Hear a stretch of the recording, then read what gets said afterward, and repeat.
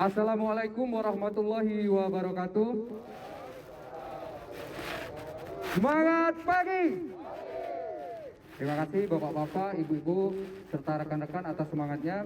Pertama-tama dan yang paling utama, marilah kita panjatkan puji dan syukur kehadiran Allah Subhanahu wa Ta'ala, Tuhan yang Maha Esa, karena berkat rahmat dan nikmat-Nya lah kita masih diberi kesehatan dan kesempatan sehingga kita bisa menjalankan aktivitas kita sebagaimana mestinya. Terima kasih atas kesempatan yang telah diberikan kepada saya untuk menyampaikan beberapa hal pada Safety Talk HCGS kali ini.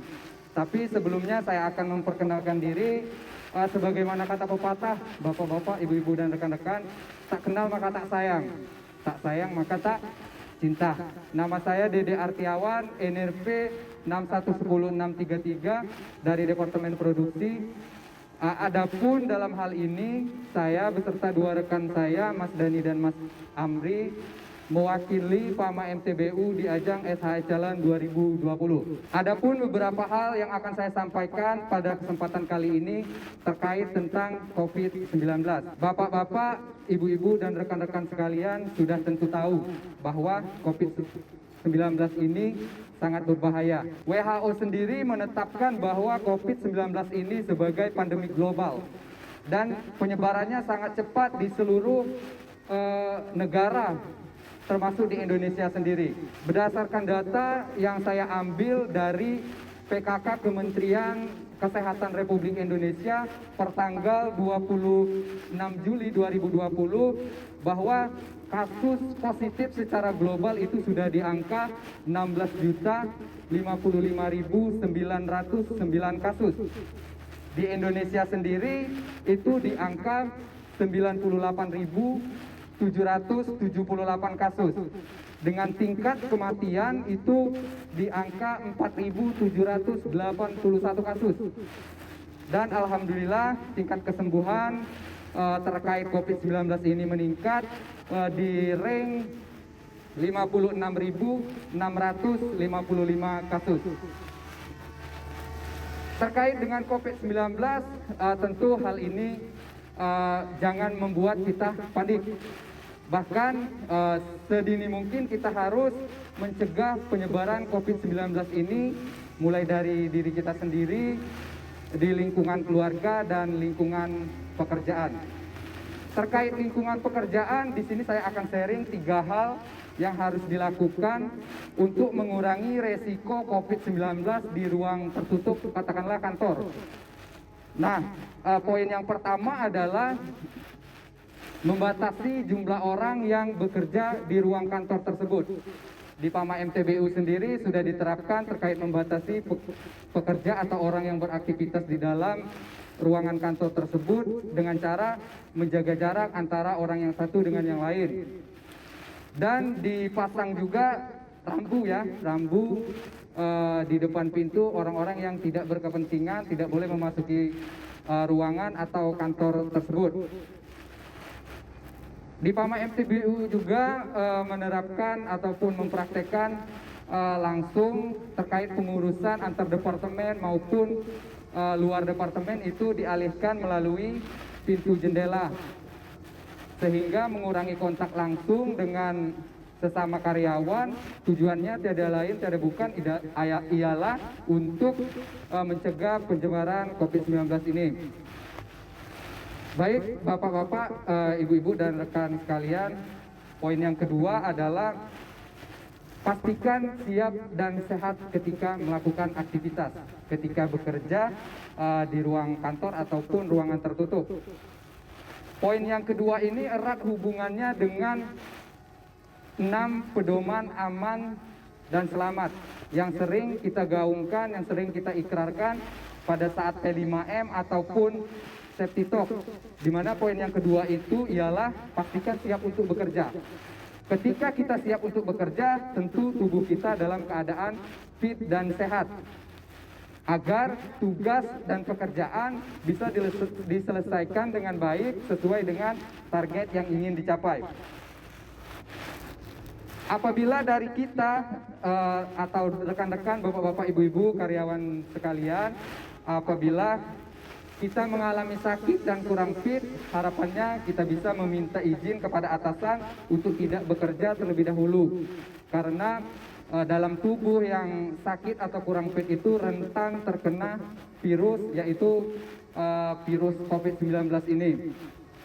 Baik, poin yang ketiga adalah pastikan protokol kesehatan dilakukan dengan baik dan benar. Poin yang ketiga ini saya sharing terkait protokol kesehatan ada 3. Yang pertama adalah wajib menggunakan masker. Wajib menggunakan masker di sini di berbagai daerah di Indonesia itu sudah diterapkan terkait wajib menggunakan masker apabila beraktivitas di luar rumah. Karena gunanya adalah untuk menghindari virus dan bakteri masuk ke dalam tubuh kita. Terkait penggunaan masker, di sini saya akan sharing sedikit penggunaan masker yang benar. Bapak-bapak, ibu-ibu, dan rekan-rekan sekalian bisa lihat di sini bahwa terkait penggunaan masker yang benar itu ada di contoh yang keempat atau yang paling bawah. Dan 3 di atas adalah contoh yang salah. Harapannya contoh yang salah ini tidak dilakukan dan masker bisa berguna sesuai dengan fungsinya. Protokol kesehatan yang kedua ialah kita melakukan jaga jarak.